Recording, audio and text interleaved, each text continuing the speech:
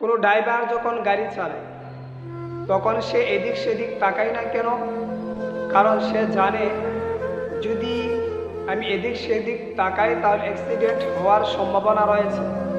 কোনো দর্জি টেইলার সে যখন কাপড় সেলাই করে তখনও এদিক সেদিক তাকায় না কেন?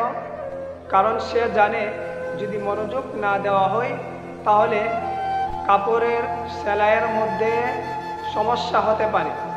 কিন্তু আপনি আখিরাতের বেলায় আপনার মধ্যে শুধু তাড়াহুড়া, দুনিয়ার ক্ষেত্রে আপনি মনোযোগ দিচ্ছেন খুশু যে এদিক সেদিক হওয়া যাবে না, মনোযোগ শুধু এই কাজের মধ্যে।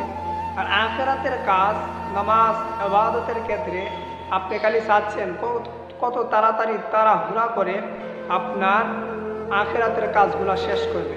অথচ আপনার দরকার ছিল আখিরাতের কাজের মধ্যে খুশু করা আর দুনিয়ার কাজের মধ্যে তাড়াহুড়ো করা। কিন্তু না, এমন একটা সময়ের মধ্যে আমরা আসলাম আখিরাতের কাজগুলোকে আমরা তাড়াহুড়ো করি আর দুনিয়ার সমস্ত কাজের মধ্যে আমরা খুশি মনোযোগ দিয়ে করি। তাহলে এটা আপনার জন্য মানানসই হবে না।